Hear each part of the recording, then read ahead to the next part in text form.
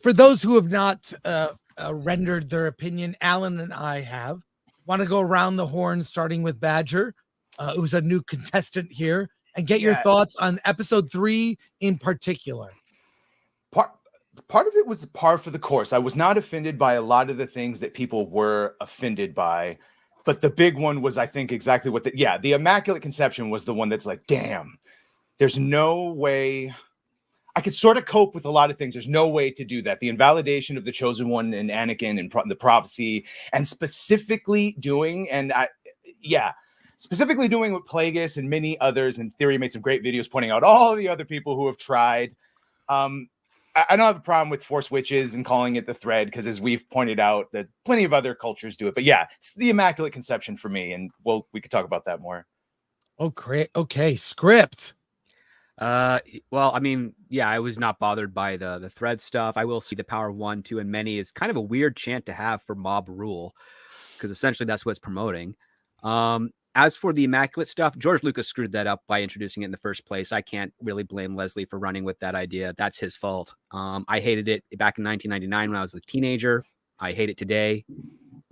There's nothing more impressive with regards to storytelling when an ordinary person that's not special turns to a villain that manages to do massive devastation around a galaxy and then is saved by his son.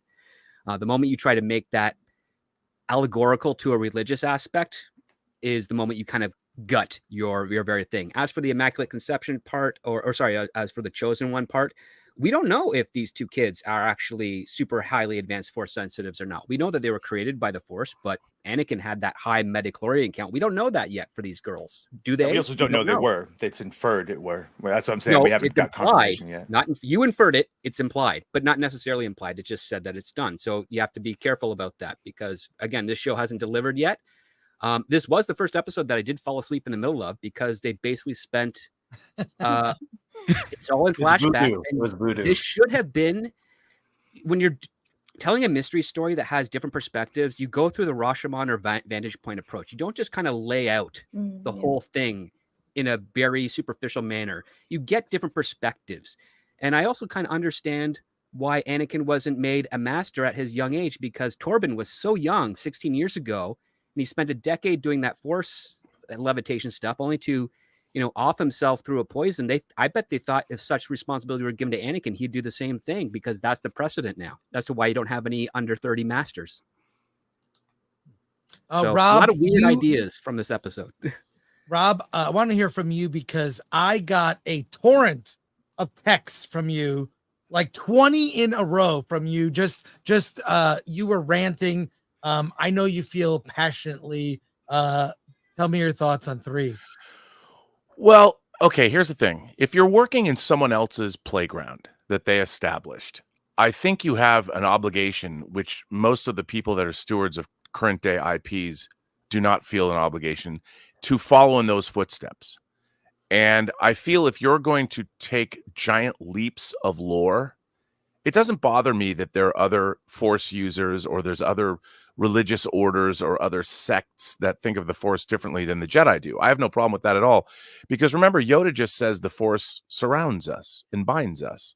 If the Force is truly a universal energy field that's created by life that anybody can tap into, well, that's interesting. The problem is the way they went about it seems, even Star Wars is analogous to the real world. Luke was a farmer. Han Solo was basically a bootlegger. And I've often said that these are characters that we all identify with. And they were sort of the entry characters into the franchise for everybody. We were all Luke, looking at the twin setting suns of Tatooine. But in this instance, where is our point of view characters? What is analogous? If we've seen the Witches of Dathomir. How are these witches different? Where do they come from? How are they informing the audience as to what are we supposed to make of this?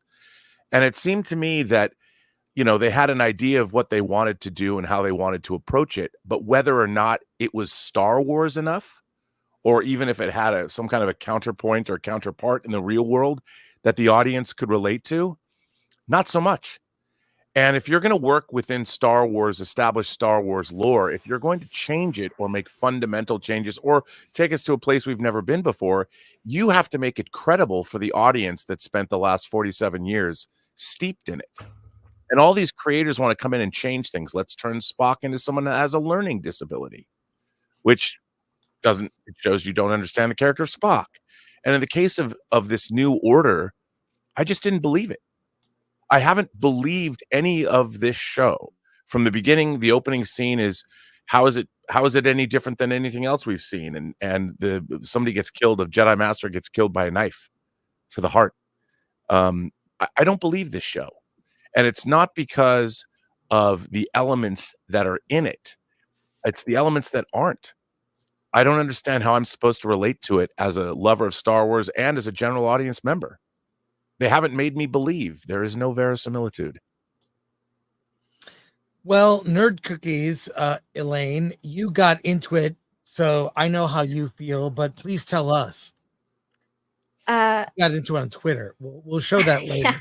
Yeah. Well, one of my biggest issues, really the Acolyte just dialed it up to 11, but Disney has been, since they acquired it, since the sequel trilogy, has tried to dismantle, has tried to paint the Jedi in a bad light. And with the Acolyte, it's just on a whole new level. And it really just reached this fever pitch of painting the Jedi as like these predators and incompetent. And it's just not.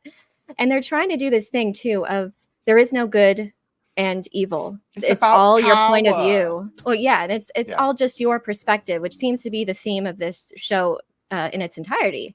It's just, well, it just depends on what your point of view is, what your philosophy is, and whatever. So that's so boring, by the way. Star Wars has always been about good versus evil, and what Disney has cultivated are this fan base of Disney fans that just think there is no good and evil, and that the Jedi are just as bad as the Sith.